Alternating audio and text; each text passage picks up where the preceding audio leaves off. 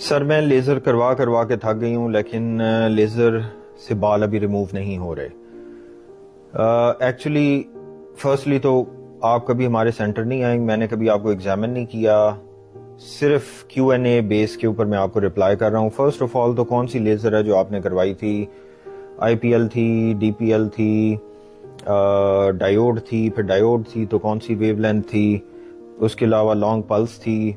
I mean there are so many different type of lasers that are used. اور پھر machine کی quality کیا تھی؟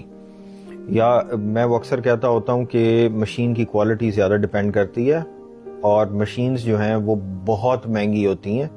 جو اصل مشینیں ہیں اتنی مہنگی کہ اتنے میں آپ کو کنال یا 10 مرلے کا گھر مل جاتا ہے. تو that is the cost of heavy equipment, heavy machines. جیسے ہمارے پاس بایوس پڑی ہوئی ہے. تو پہلی بات تو یہ ہے کہ کون سی مشین یوز کی ہے.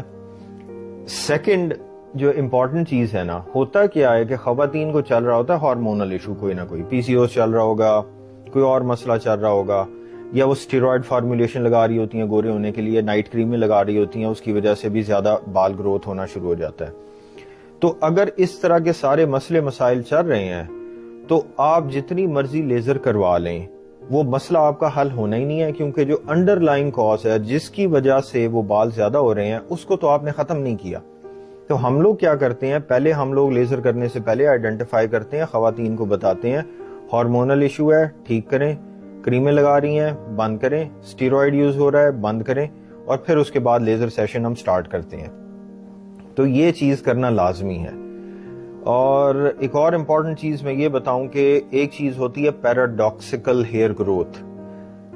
چند ایسے لوگ ہوتے ہیں، مشکل سے 1%، جن میں لیزر سے بال زیادہ ہونے لگ جاتے ہیں. وہ نہ ہونے کے برابر لوگ ہیں. میں نے اپنی لائف میں ابھی تک کوئی ایسا بندہ نہیں دیکھا جس کو لیزر ہم نے کی اور بال زیادہ ہو گئے ہوں.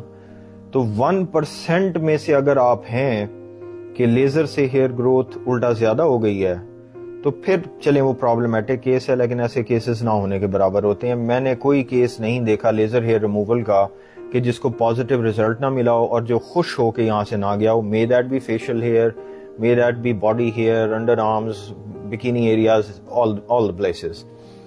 تو میں آپ کو یہ سجیسٹ کروں گا کہ آپ جن ڈرماٹولوجسٹ سے کروا رہی ہیں لیزر، ان سے جا کے ڈسکس کریں اور فالو اپ مینٹین کریں، ان سے بات کریں اور پھر اس کا کوئی سلوشن نکالیں. Because unfortunately you are not my client, تو میں آپ کو صحیح طریقے سے اس پہ گائیڈ نہیں کر سکوں گا. میں ایک جنرل چیزیں ہیں جو آپ سے ڈسکس کر رہا ہوں، اور میں جنرل چیزیں ہی بتا سکوں گا آن لائن.